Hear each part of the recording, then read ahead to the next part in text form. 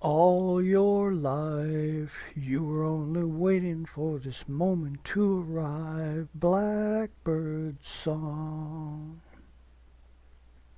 Good morning, good evening, good afternoon, or whatever time it is where you are tuning into this particular consideration. I heard a little bit of a TED Talk this morning. I'm going to share one of the little stories out of it. There was this young girl, who knows, maybe somewhere between first and fourth grade. And she really, I'm paraphrasing the story, of course, but she really was, she was challenged to by the distractions that seemed to knock on her all the time in all these classes. And the only class that she seemed to like was, a drawing art class. I mean, even in all the other classes, she would sit in the very back and just doodle in her papers and stuff. And one day, she's at the back of the class as usual, and it's the art class. And she's, whatever the assignment is, she's back in the back, drawing madly like crazy, really creating something. And the teacher wanders back, looks down to see what she's drawing, and says, "What are you drawing?" And she responds immediately, "I'm drawing God." Teacher's response was, "Nobody knows what God looks like." Her response instantaneously, "They will in a minute." How often, the theme of this particular TED Talk was how we curtail the creative ability of children who are in the process of establishing something that is an invitation to newness that they are bringing into life. And in that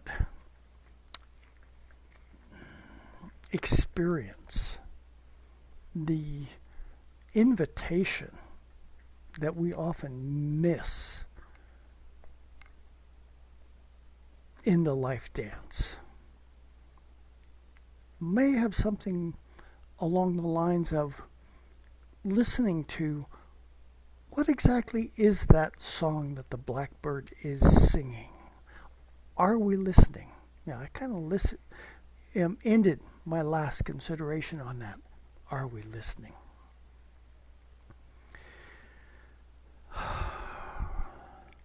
There's a lot of astrological signature that this next week is going to lay out before us for consideration, or maybe we should look at it as an invitation for,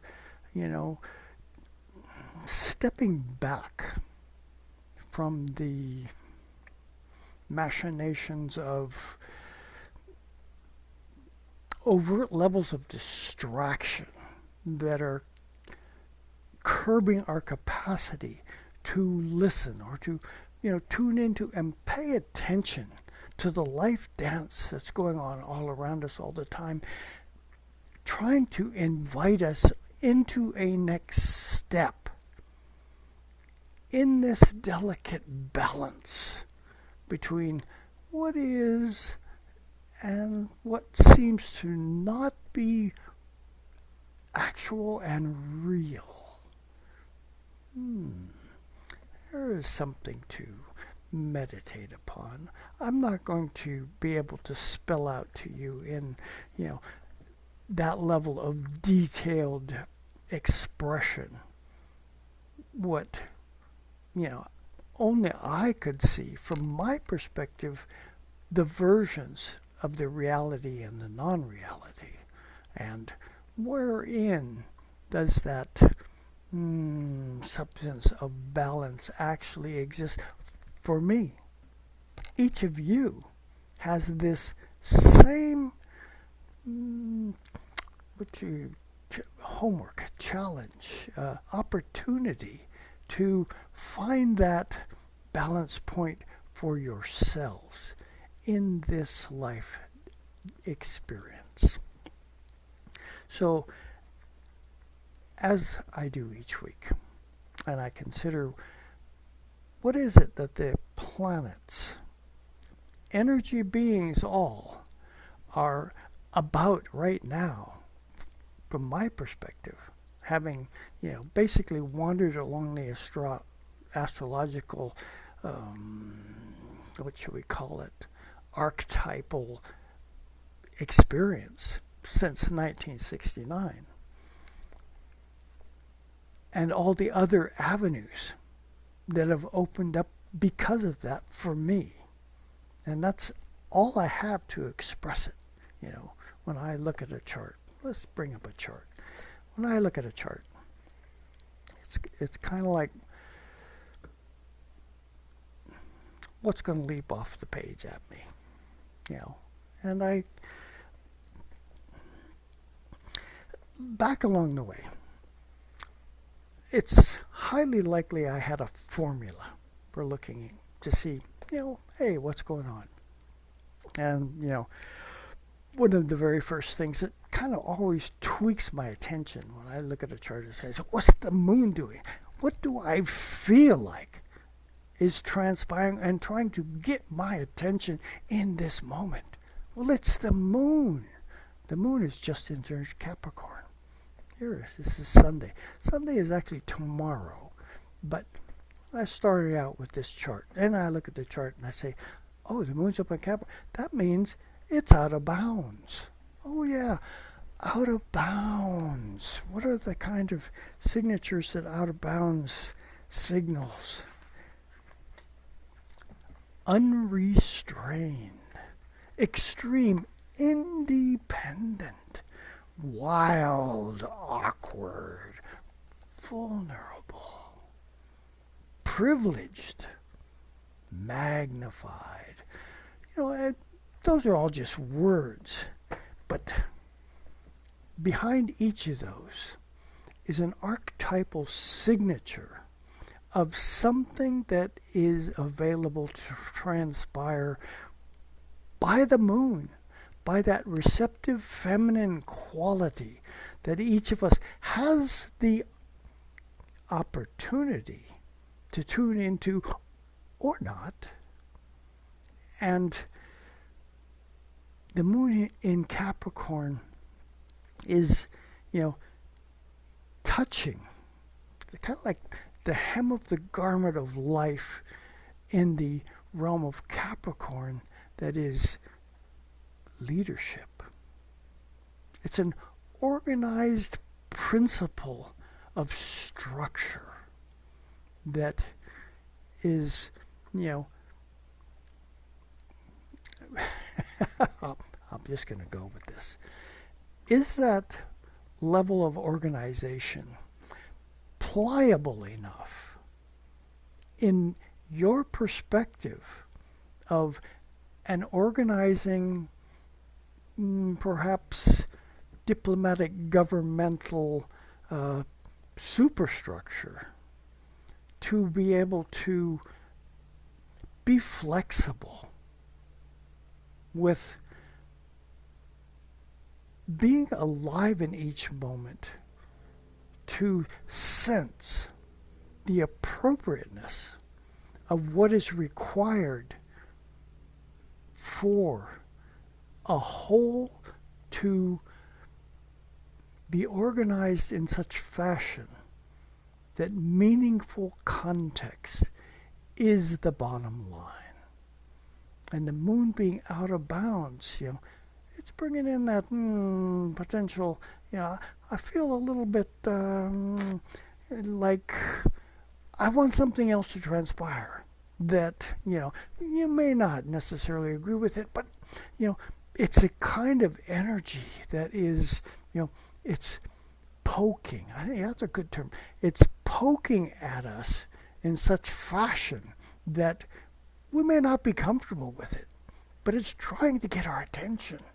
The moon, how do you feel when you're poked by something that does or maybe doesn't, feel as comfortable as you thought things should be. And the receptive feminine quality, it sees things.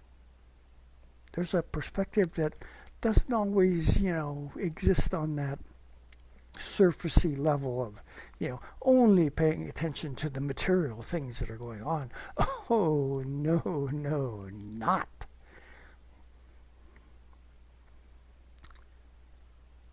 That's just one minor thing of the things that are coming down the pike for us in this upcoming week. Mercury, which, spent 3 weeks out of bounds, 3 weeks in retrograde. Currently, I'm just kind of curious to know. Okay, no other planets are out of bounds.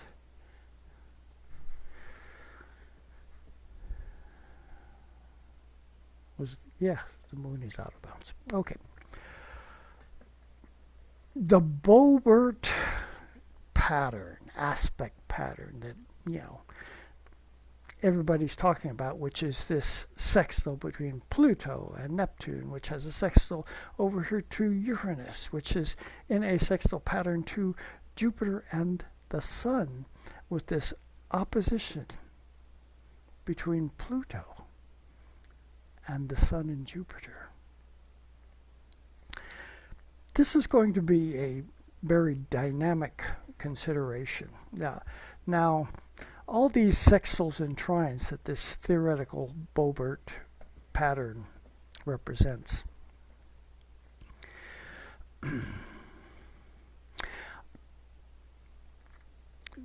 there's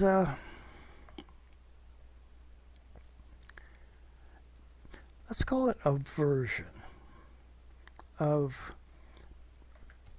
our personal awareness that often gets entrapped, if you will, in the everyday process that we're signed up to have to go through, where, survival is somewhere near the, hopefully, top of the pile. Well, the 3 transformational transpersonal planets of Pluto, Neptune, and Uranus, their focus is beyond. I think that's probably the best way I can put it. It's beyond that simple day-to-day life dance that we're all doing. But they're still participants. They're having a conversation. Pluto, from the perspective of what deep and penetrating things are or have transpired that you're not paying attention to. And, if you tune into me, I might perhaps give you a chance to see something that has been buried and covered from your perspective for so long that you didn't even know it existed in the Neptune. Neptune is a level of creative imagination. It's the realm of spirit, trying always in some fashion to get your attention of something that is beyond the realm of this, distractions that the material world is always trying to, pay so much attention to, that you don't recognize that there's a larger container within which this life dance is going on within. Uranus, Uranus has a job. Even though it's a transpersonal or transformative energy, what exactly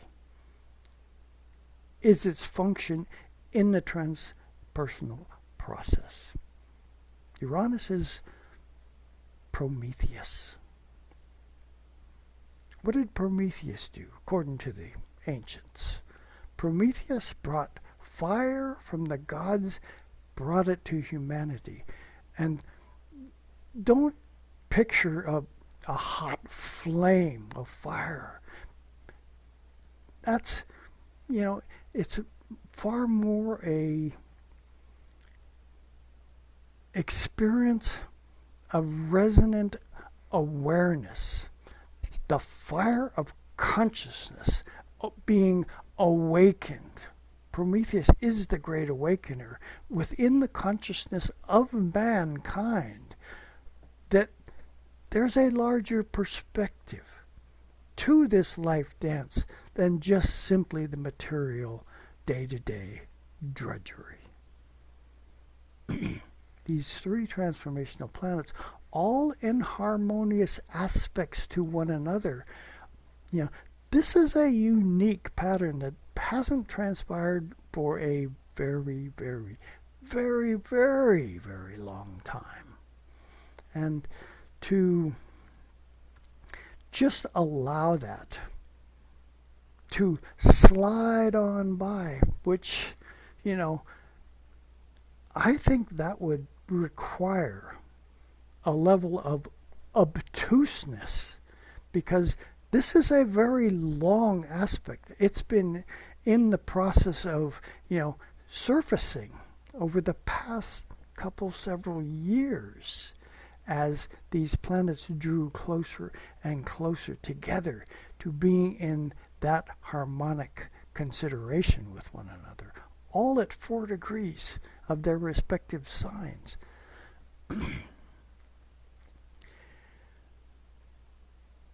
What,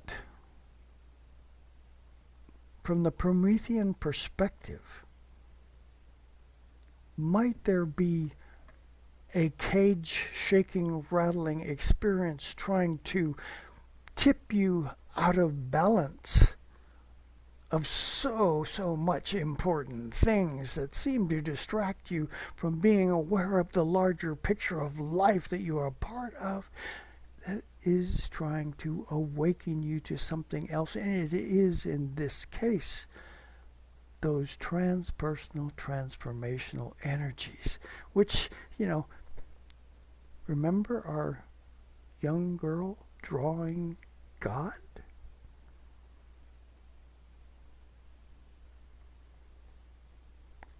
Are you so enamored of your everyday life experience that you have curtailed your creative capacity to think out of the box? She wasn't. She was drawing God. And even though the teacher may not have still been able to see that child enthusiasm and been willing to invite the presence of God into that interaction, it was there.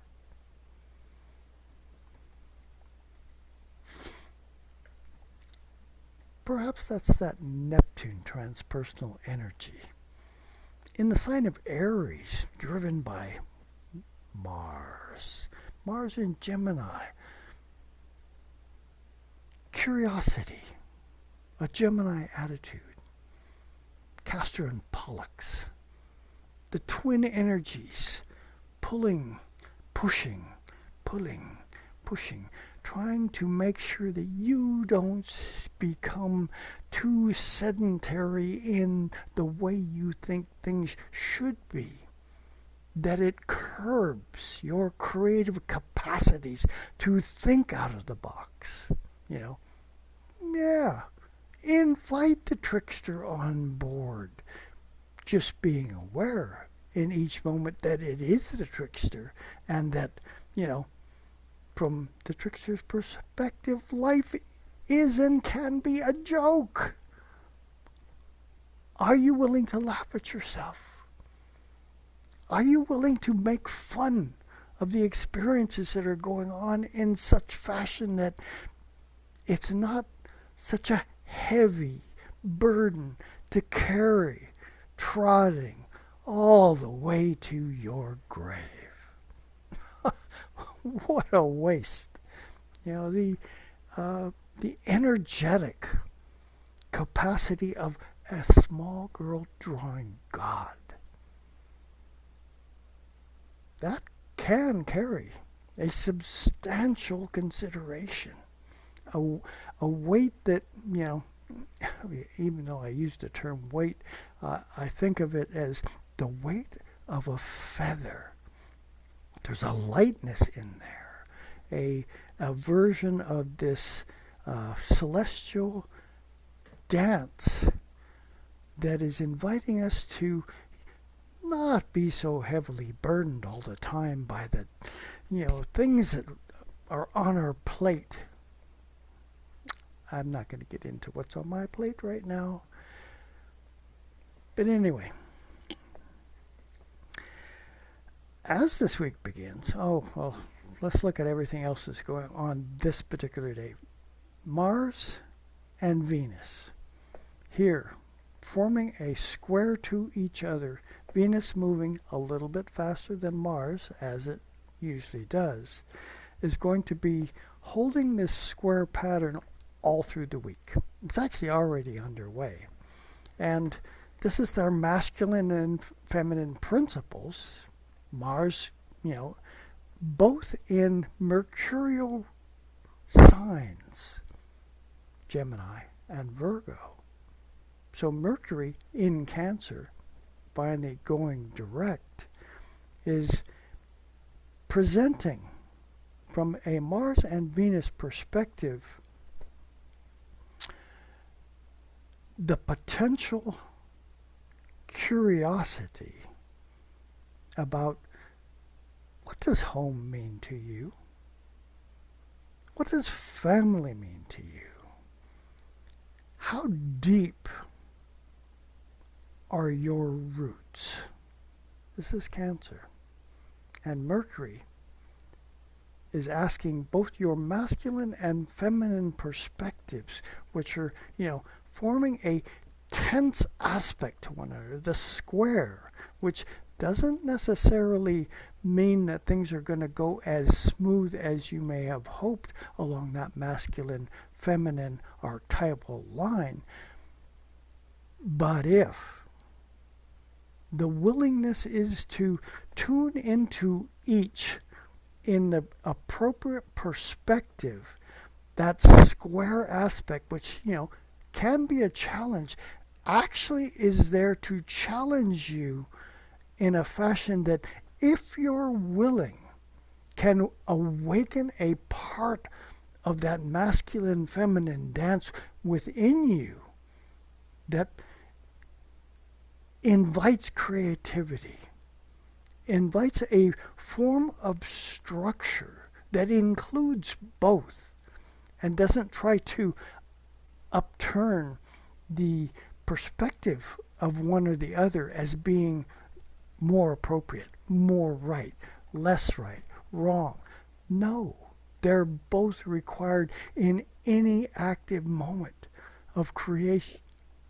Excuse me. Anyway, that's an aspect that's going to be in play all week long. What else do we have on the 26th? Oh yeah, that's right. Saturn.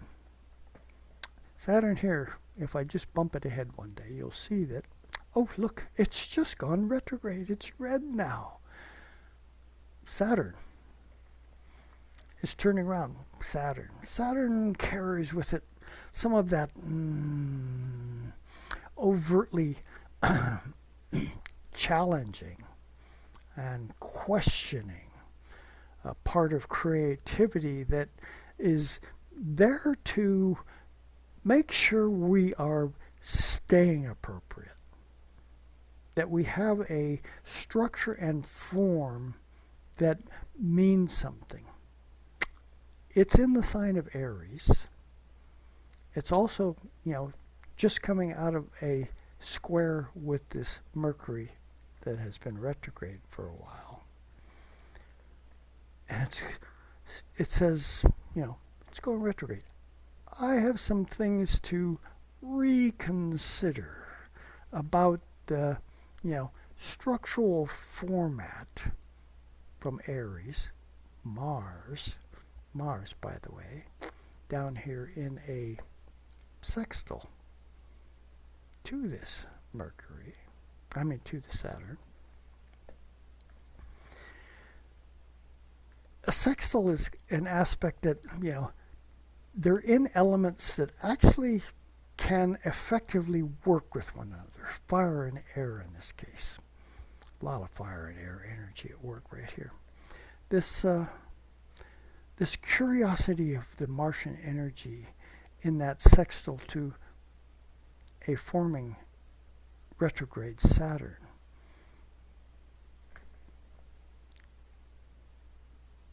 Be curious.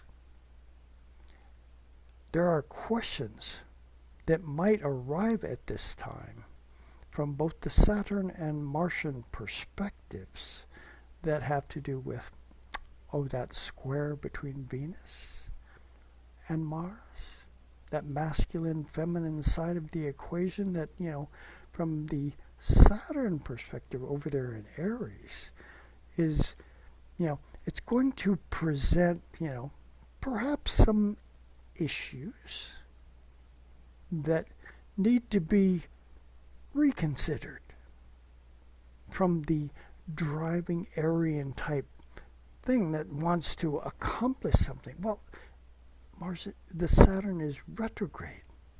It needs to reconsider, have I been appropriate with my choices of going in the direction that I thought I was, doing the right thing by following that path. Well, the Saturn going retrograde for a while. How long? Let's see how long Saturn goes retrograde for. Where are you hiding, Saturn, on my annual sheet? It stays retrograde until the 10th of December.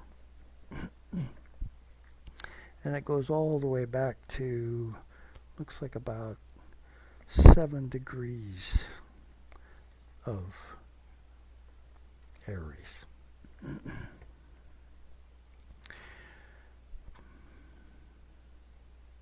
Some things take a while to work out. We have these retrogrades that happen every year. They are opportunities to work things out. Now, let's get into the first day of this upcoming week, 27th. Notice the nodes, North Node, South Node, have just shifted from Pisces into Aquarius and Virgo into Leo. This happens about every 18 months where they shift backwards across one of those lines of demarcation between signs. The nodes represent, in some fashion, destiny. Destiny being made up of, where is it that I have come from? And where is it that I could potentially be headed for? Did you sense that where I came from wasn't just a potential, but where I'm headed is a potential? Not guaranteed. Where you came from, there is some level of guarantee that, the package, the container, the energy signature of what the South Node represents is something that, has been steeped like a fine tea for maybe a little longer than it should have been. And so the flavoring of that South Node signature, it carries some weight. I don't necessarily desire to drink tea that has been steeped too long. But from the destiny perspective, the arena of South Node experience sits there asking us, from the perspective of what happened along the way, did you learn anything? Are you carrying away from that experience perspectives of, I don't want to go there again. I've been there once. I need something different. Or maybe it's of the line of, I've been through that kind of lesson. What am I carrying forward from that? And this is the invitation to the North Node. The North Node is its opportunity, but it's potential opportunity. It's not guaranteed. You actually have to apply yourself to what the North Node represents in any situation in order to glean the use of South Node awareness in awakening a new aspect of what that can be utilized for. From Virgo to Leo. A Virgoan South Node really, has put a substantial amount of energy into the structural organization of what it has gone through and learned as it steps into Leo.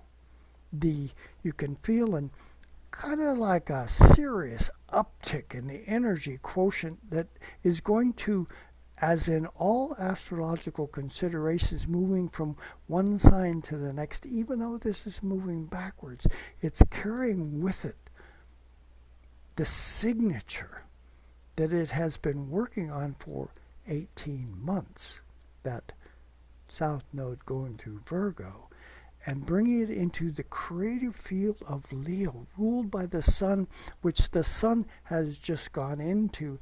You can kind of feel the uptick in being able to utilize at a most creative and somewhat overt way what it is that was gleaned from that long Virgoan South Node dance. Carry that forward to the North Node deep Piscean perspective that has been steeping itself in the oceans of spiritual awareness for 18 months, coming into the arena of the collective Aquarius, a creative level of mental invention that is seeking within the context of the collective some kind of awakening to what it is are the reasons why we come together. This is not a minor consideration. This is, should I say it? Perhaps this is a destiny signature. Are we paying attention to it? Or are we still mired in that South Node? Things that challenged us along the way.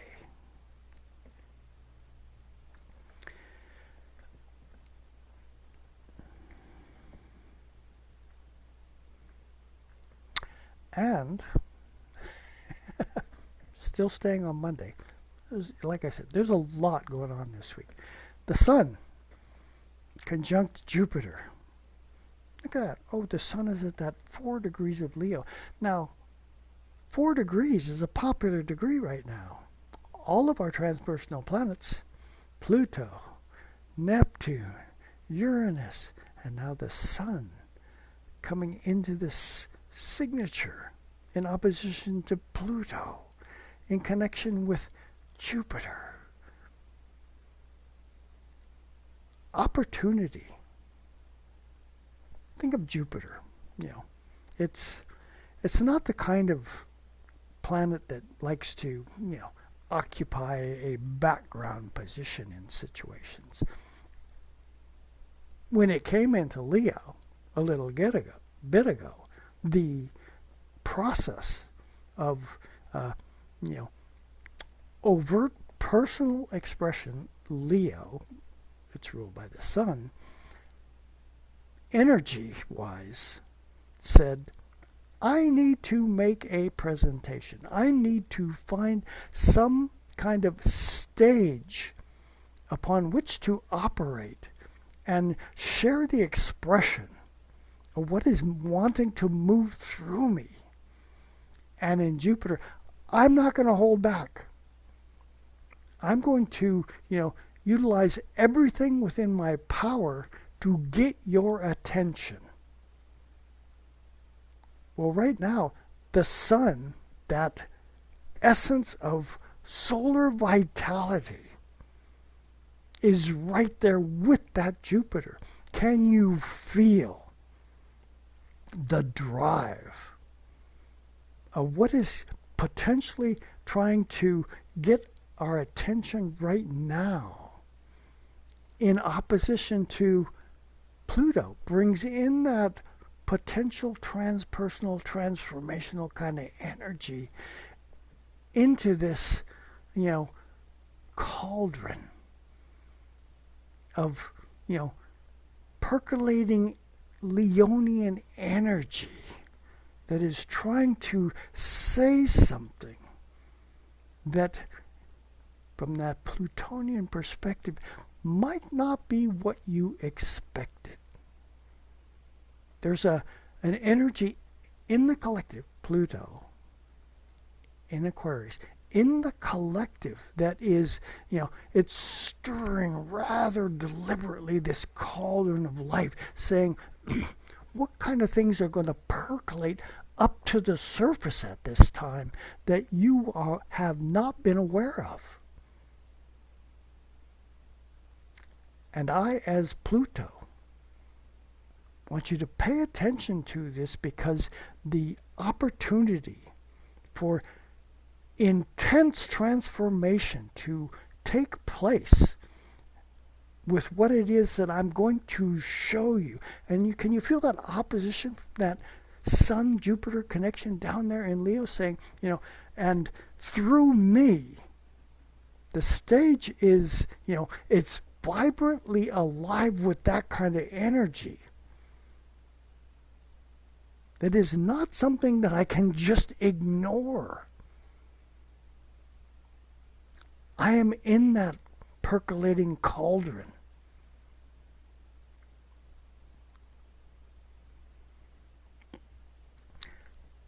But this aspect is going to last us as well all week. It's already underway.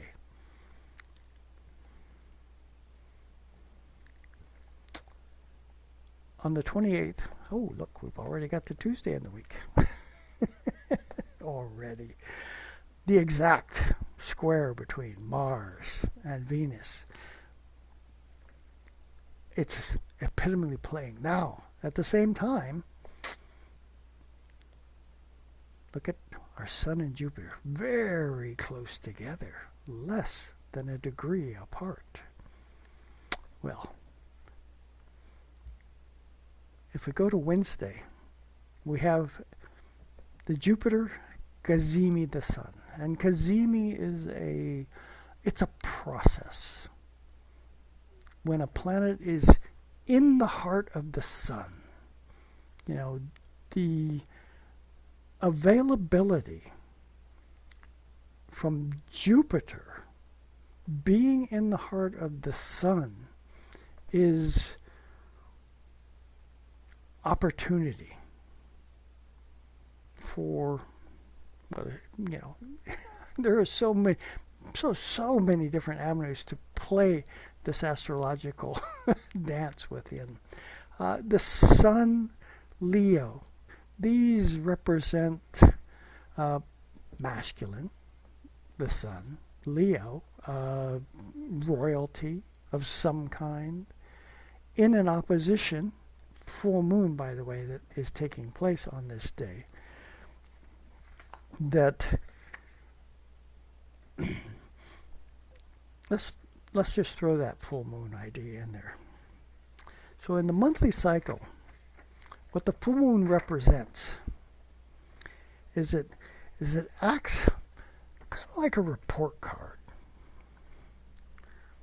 It wants to see if you have fulfilled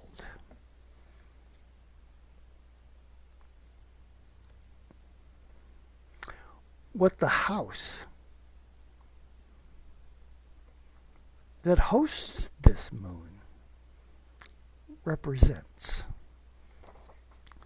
Now, each of us is going to have this Aquarius 6-degree full moon in one of the particular 12 arenas of the chart. I can't tell you what yours is, but I would, I'm not going to put my chart up there, but I have my natal moon at 2 degrees Aquarius. That's a balsamic moon because I have my sun at 8 degrees Aquarius. So this full moon, Plutonic, Jupiterian solar full moon across the Aquarius-Leo axis, it's triggering me. And maybe that's part of the inspiration, breathing in from spirit, that has gotten me so friggin' enlivened for this particular presentation today. And I know I'm going to run a little bit longer than normal, but the energy, availability to me that is being emphasized by this particular full moon, one of the most potent full moons of the year, because it brings in this Leo, solar Jupiter, Cazimi direction in opposition to the full moon conjunct Pluto. There's a transformational, transmutational potential energy that sits in the collective cauldron that we all, from the lunar perspective, have the opportunity to feel. And there's some kind of an expression that each of us came quite particularly to, utilize and emphasize and allow to move through us as an awakening tool to each other. We still are required to listen to one another at this time, because the pearls of wisdom, the little girl drawing God, opportunity, it's right there on the surface. Have you really looked into the eyes of one another with enough awareness to recognize that what is peering back from within the other is God? Each of us has that God element as a part of our being, and that creative space, that listening space, that hearing space, that feeling, sensing space of what it is that we as soul beings,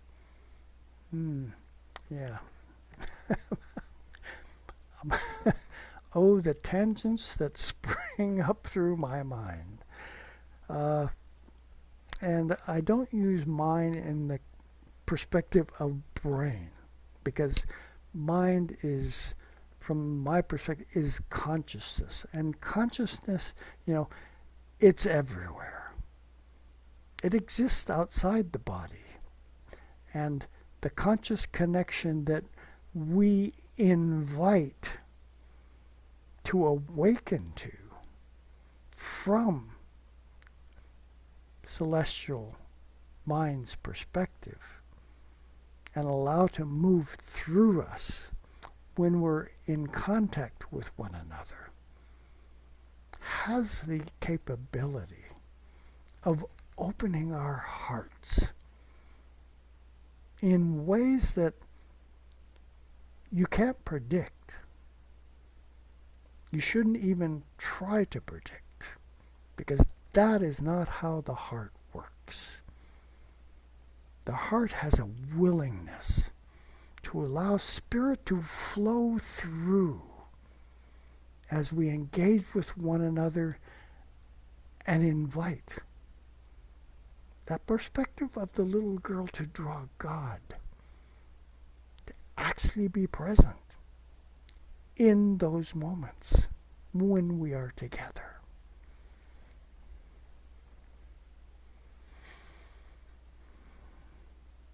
Hey, we made it all the way to Wednesday. Like I said, there is a lot going on in this week. These are probably, and this in particular, the full moon, when we're asking ourselves, what is it that you set in motion at the new moon, that Cancerian new moon that we had 2 weeks ago, as far as your tuning into ancestral awareness, what home means to you, how connected to family you are, that at this full moon this week, you have to ask yourself, have I been waylaid, distracted, moved in a direction that I have forgotten the significance of why it is that I am tuned in to the family energy in the particular way I am?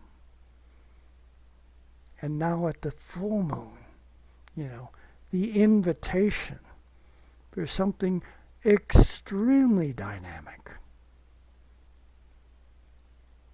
wants to know, am I still on my path?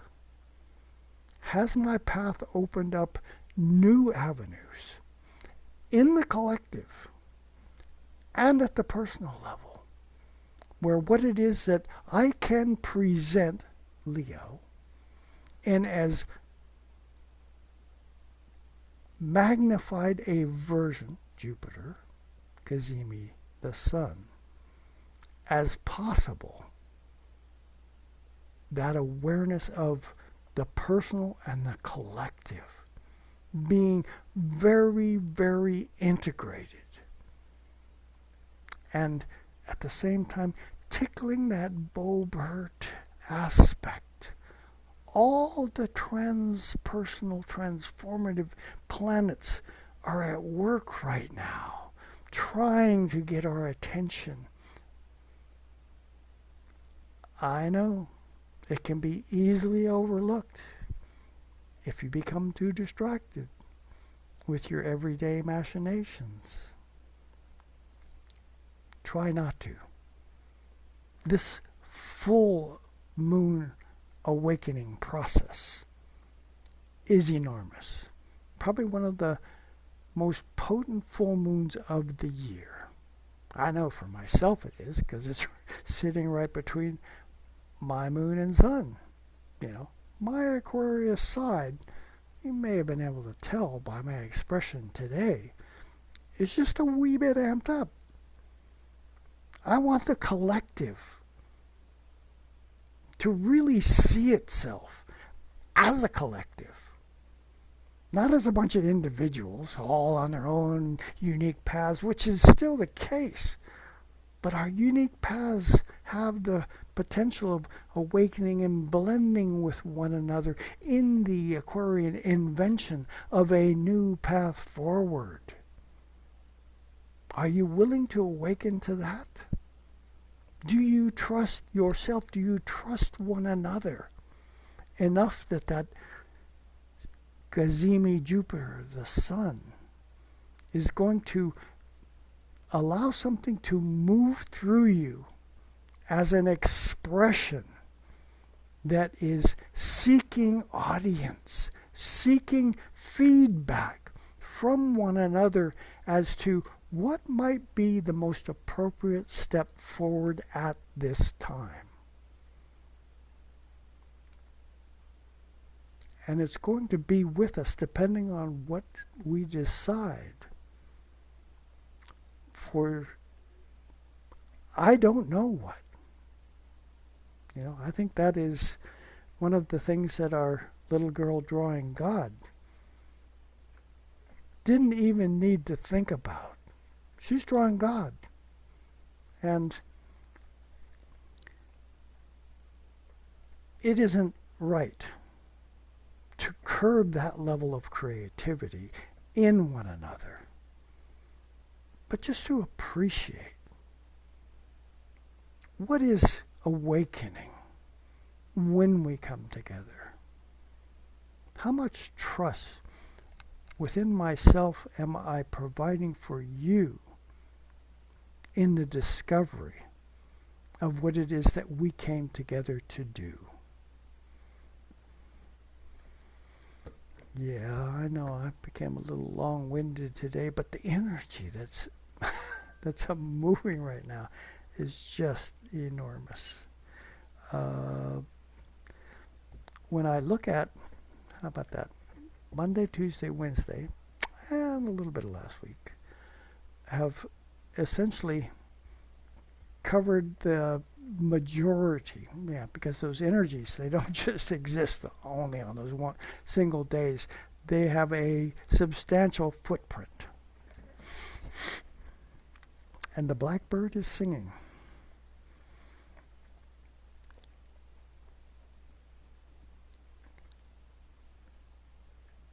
The hothouse is being made ready. The tribe is gathered. The peace pipe is passing around.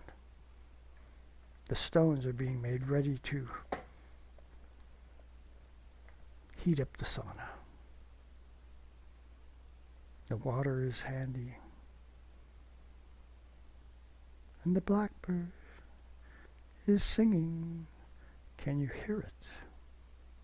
What message is the blackbird offering to you that this particular week might awaken as you're part of the dance of creation unfolds? Thanks, kids. That's all I got for this week. I know it's probably a little more than usual, but hey, you might notice I am a little fired up. The way it is. See y'all.